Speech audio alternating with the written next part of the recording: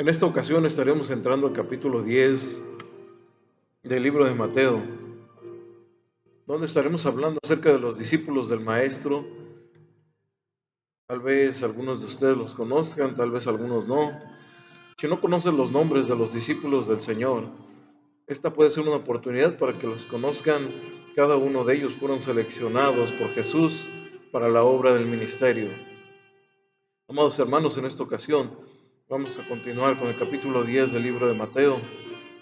Le pedimos al Señor la dirección y que sea el Espíritu Santo guiándonos. Capítulo 10 del libro de Mateo. Nos adentramos a él en el versículo 1, donde la palabra de Dios dice: Entonces, llamando a sus 12 discípulos, les dio autoridad sobre los espíritus inmundos para que los echasen fuera y para sanar toda enfermedad y toda dolencia. Los nombres de los 12 apóstoles son estos. Primero, Simón, llamado Pedro, y Andrés su hermano, Jacobo, hijo de Zebedeo, y Juan su hermano, Felipe, Bartolomé, Tomás, Mateo el publicano, Jacobo, hijo de Alfeo, Lebeo, por sobrenombre Tadeo, Simón el cananista, y Judas Iscariote, el que le entregó. Lo que nos enseña la Biblia, hermano, estos 12 hombres seleccionados por Jesús para llevar a cabo una gran misión. En el libro de Marcos encontramos el paralelo a estos nombres en el capítulo 3, verso 13 al 19. La Biblia dice: Después subió al monte y llamó así a los que él quiso, y vinieron a él y estableció a 12, para que estuviesen con él y para enviarlos a predicar, y que tuviesen autoridad para sanar enfermedades y para echar fuera demonios. A Simón, a quien puso por sobrenombre Pedro, a Jacobo, hijo de Zebedeo, y a Juan, su hermano de Jacobo, a quienes apellidó Boanerges, esto es, hijos del trueno, a Andrés, Felipe, Bartolomé, Mateo, Tomás, Jacobo, hijo de Alfeo, Tadeo, Simón el cananista, y Judas Iscariote, el que le entregó. Tal vez, hermano, si ha seguido la lectura, tal vez encontró algún nombre diferente en los que acabamos de leer. Tal vez encontró algún nombre que no cuadraba, que era diferente a los que se habían leído primero. Y esto se debe, hermano, a que la diferencia es que, debido a la expresión de los escritores, es que encontramos estos cambios, pero en realidad la persona es la misma. Vamos a continuar haciendo ver Jesús la necesidad de obreros en el capítulo 9 y clasificar, hermano, que la mies estaba lista para la cosecha. Es importante, hermano, que el Señor estaba haciendo hincapié en esto y para que se pudiera atender a la grey de Dios en el capítulo 9. Y ahora, hermano, al iniciar el capítulo 10, en Mateo, la palabra del Señor da continuidad, presentando la elección de los 12 apóstoles. Esto nos ofrece una importante lección de liderazgo a nosotros. La iglesia debe de orar para la elección de los futuros líderes, sea cada uno de ellos seleccionado conforme a la voluntad de Dios. Jesús así lo hizo para mostrarnos la manera correcta de hacerlo. Y estos fueron los 12 hombres que el Señor llamó. Algunos creen que estos hombres serían la restauración espiritual de las 12 tribus de Israel. así como los 12 patriarcas de cada tribu de Israel representan el antiguo pacto, hermano. En esta ocasión los 12 apóstoles representaban el nuevo pacto, donde Dios restauraría a la nación de Israel, incluyendo a los gentiles, en este plan de Dios. Un plan de salvación para su creación, para la gente, para los que habían escuchado hablar de Él y también para los que no le conocían. A estos 12 el Señor Jesús los llamó apóstoles. Apóstol es una palabra que viene del griego apóstolos, que significa enviado con un mensaje. En este sentido, hermanos, los apóstoles eran hombres que habían sido enviados por el mismo Jesús a proclamar el mensaje del Evangelio. Esta era la misión de los 12 apóstoles del Maestro. La palabra apóstol significa mensajero.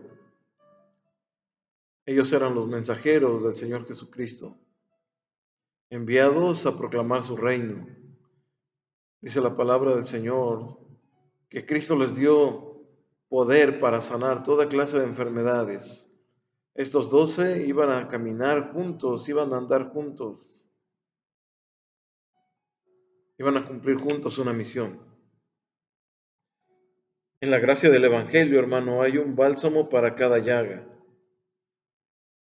Damos gracias a Dios por esto que Él nos ofrece, hermano. Un remedio para cada dolencia. Y para la enfermedad espiritual está el poder del Señor Jesucristo para curarla. Hoy en día se recurren a tantas cosas cuando hay una enfermedad espiritual, pero menos al poder del Señor Jesucristo. Él tiene el poder para levantar, para sanar, para restaurar. Estos 12 hombres habían encontrado en Jesús la curación a sus heridas, la sanidad para sus enfermedades, para su dolencia espiritual. También encontraron algo en Jesús. Estos 12 hermanos fueron enviados por Jesús y llegó el momento, hermano, que estos hombres se alegraban del poder y la autoridad que se les había otorgado. Y esto los ponía contentos a ellos. Pero tuvieron que cambiar su manera de pensar por un momento y saber que venía algo más regocijante para su vida, algo que iba a causar un regocijo más grande. Y es cuando estos hombres se regocijaron, cuando entendieron las palabras del Señor Jesús. Y su regocijo, hermano, se debería a que sus nombres estaban escritos en el libro de la vida. Los nombres de estos hombres estaban escritos en el libro de la vida, hermano.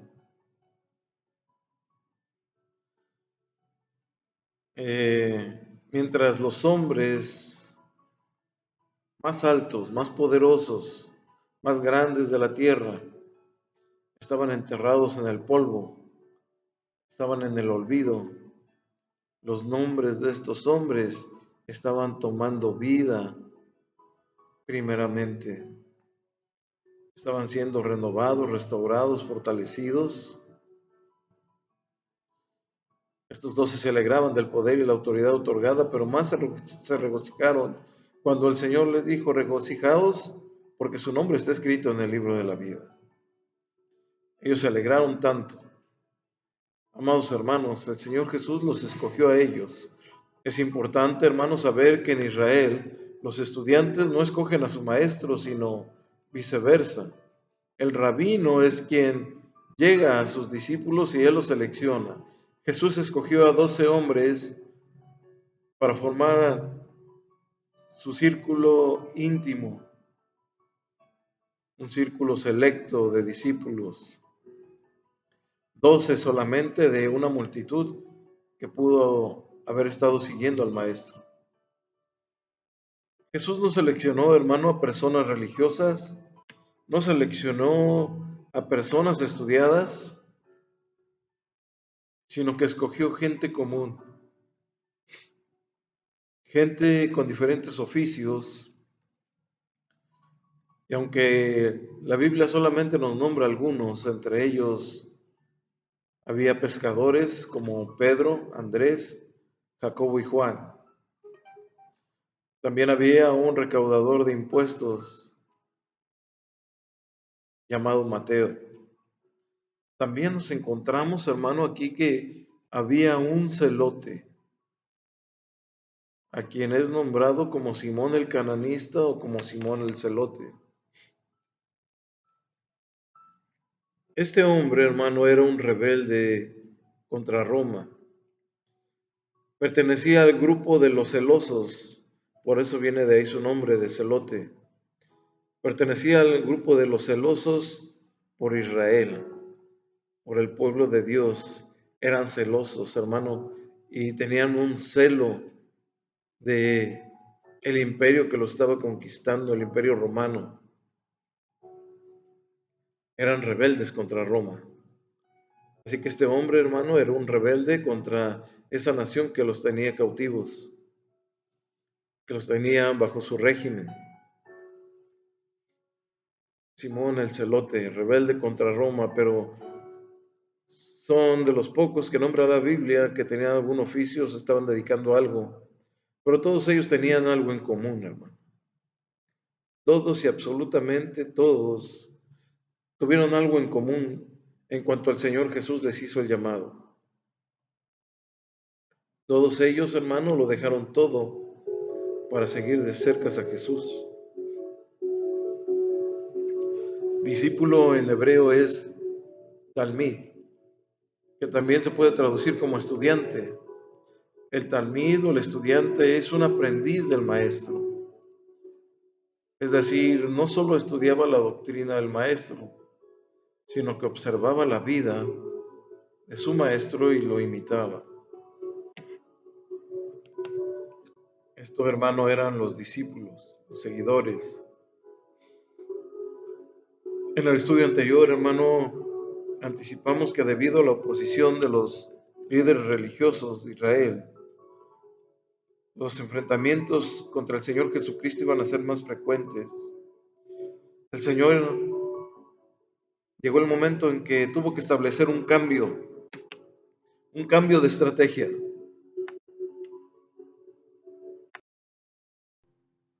Y esta nueva estrategia de parte de Dios vamos a comenzarla a ver ahora. Ellos se habían negado a reconocer las credenciales del Mesías. Los líderes religiosos, en lugar de reconocer a Jesús, atacaban a Jesús. Estos hombres en aquel tiempo persistían en quedarse con una religión que ellos habían convertido en una tradición porque la adoptaron a sus propios intereses.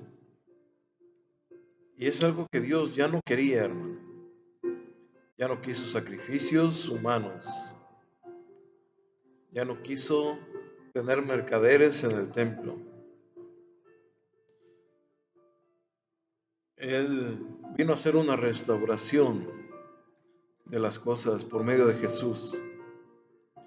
Ante esta situación, hermano, el Señor solo podía hacer una cosa. Y tuvo que hacerlo, hermano, creando un nuevo pueblo espiritual a partir de ese remanente fiel que le aceptaba como Mesías, el Dios Altísimo. En este contexto, hermano, es el que debemos de entender la elección de los 12 apóstoles como las primeras piedras vivas, las primeras piedras de este nuevo edificio, de esta nueva construcción. Ahora, hermano, el Señor nos daba el vivir bajo una gracia. Ahora el Señor Jesús restauró a la iglesia por medio de los discípulos. Estos hombres compartían la intimidad del Maestro Déjeme decirle, hermano, que estos hombres fueron llamados a estar permanentemente con Jesús, a estar permanentemente con Él. Habían creído en el reino de Dios que el Señor Jesús anunciaba y también habían tomado la decisión de formar parte de Él. Para esto ellos se habían arrepentido de sus pecados y habían creído en el Evangelio que el Señor Jesús anunciaba. La renuncia a todo lo que ellos tenían, hermano, por estar al lado del Señor, era la evidencia más clara de este hecho. Eran formados por el Señor acerca de los ministerios del reino. Jesús daba una instrucción diferente para los de afuera y para los de adentro. El mismo Jesús instituyó a los 12 para enviarlos a predicar con autoridad y para expulsar demonios. Eran servidores de Jesús. Vamos viendo, hermano, cómo colaboraban con tareas materiales concretas. Llegó el momento que procuraban al Señor Jesús en una barca. En Marcos capítulo 3, verso 9, lo que hacen estos discípulos, hermano, dice la Biblia, y dijo a sus discípulos que le tuviesen siempre lista la barca, a causa del gentío, para que no le oprimiese. Era donde el Señor Jesús se separaba para poder predicar a las orillas del mar. Y esta barca tenía que estar lista cuando Él la pedía. También, hermano, tuvieron que buscarle y preparar una habitación para el Señor y pasar la Pascua. En Marcos 14, 16 dice, fueron sus discípulos y entraron a la ciudad y hallaron como les había dicho y prepararon la Pascua. Estos hombres trabajaban con Jesús, ayudaban a Jesús a distribuir el pan. Le consiguieron un pollino a la orden del maestro cuando él les dijo que tenían que ir a buscar y iban a encontrar un pollino atado y tenían que llevárselo. Prácticamente, hermano, él se los pidió a ellos. Estos hombres eran unos servidores. Los apóstoles del Maestro eran servidores de Jesús. Esta misión, hermano, la lleva a cabo fundamentalmente por medio de la predicación. Pero si su testimonio había de perdurar de manera segura a lo largo de los siglos, sería necesario, hermano, que fuera puesto por escrito. Algo que ellos mismos se encargaron de hacer mientras todavía estaban vivos. Estos hombres, hermano, comenzaron a escribir lo que veían, lo que escuchaban y lo que vivían. En este sentido, hermano, es importante subrayar que todo el Nuevo Testamento descansa sobre la autoridad apostólica dada por Jesús. Por esa razón, hermano, cuando los líderes de las iglesias de los primeros siglos se preguntaban qué libros de los muchos que en aquel entonces circulaban por las iglesias debían de considerar como autoritativos para la iglesia, su principal criterio, hermano, de selección fue que hubieran sido escritos por los mismos apóstoles del Maestro o que contaran con esa autoridad. Y por supuesto, hermano, detrás de la autoridad de los apóstoles estaba la autoridad del Señor Jesucristo que los escogió para esta misión.